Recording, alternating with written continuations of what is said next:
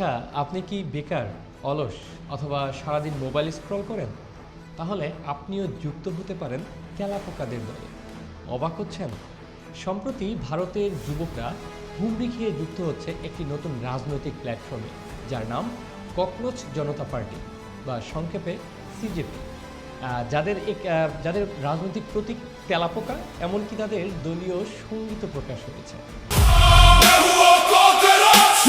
जिसकी कुचलना चाहते हो तुम सोच मैं हूँ वो कॉकरोच हर मुद्दे पे सवाल उठाना है मेरा अप्रोच मैं हूँ वो कॉकरोच আসলে পুরো ঘটনাটি শুরু হয় ভারতের সুপ্রিম কোর্টের একটি মন্তব্য থেকে।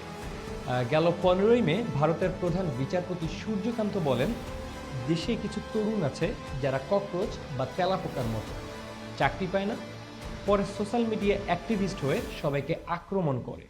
ব্যাস, এই একটা কথাতেই বদলে যায় ভারতীয় যুবকদের প্রতিক্রিয়া। যে ককরোচ বলে যুবকদের অপমান করা হয়েছিল, সেই অপমানকেই শক্তি বানিয়ে তারা গঠন করে একটি রাজনৈতিক প্ল্যাটফর্ম।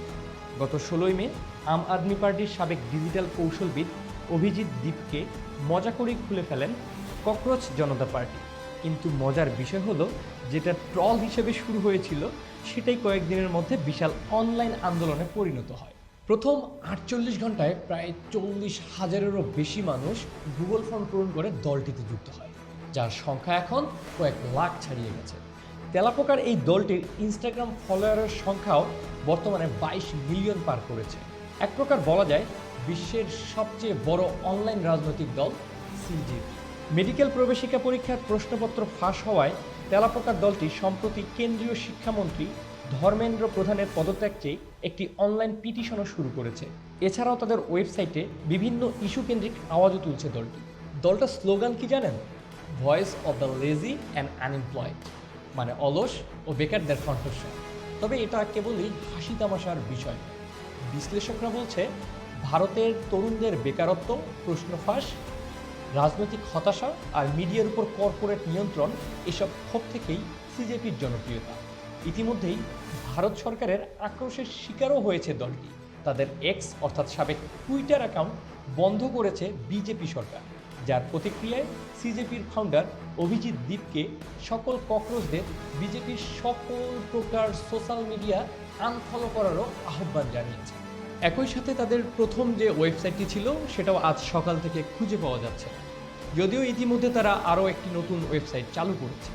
দলটি এমন কিছু দাবি জানিয়েছে যা ভাইরাল হয়েছে ইন্টারনেটে, যেমন অবসরপ্রাপ্ত প্রধান বিচারপতিদের রাজ্যসভায় পাঠানো বন্ধ করতে হবে, কোনো এমপি দল বদল করলে সে আর যেন 20 বছর নির্বাচন করতে না পারে, বড় কর্পোরেট মালিকানাধীন মিডিয়ার লাইসেন্স বাতিল করতে হবে, আর সংসদে 50% নারী নেতৃত্ব নিশ্চিত করতে হবে। এমনকি বিরোধী দলের রাজনীতিবিদরাও এই তেলাপোকা আন্দোলনের প্রতি সমর্থন জানিয়েছে। সবচেয়ে ইন্টারেস্টিং ব্যাপার হলো, ভারতের জেনজিরা এখন বলছে ঐতিহ্যবাহী রাজনৈতিক দলগুলো তাদের ভাষা বুঝছে না, তাই তারা মিমস, ট্রল আর এআই ব্যবহার করে বিভিন্ন উপায়ে নিজেদের রাজনৈতিক মতামত ব্যক্ত করছে। একটি শব্দ থেকে ঘটতে পারে একটি বিপ্লব বা একটি গণ অভ্যুত্থান, যার যোগ্য উদাহরণ বাংলাদেশে 2024 সালে ঘটে যাওয়া জুলাই গণ অভ্যুত্থান।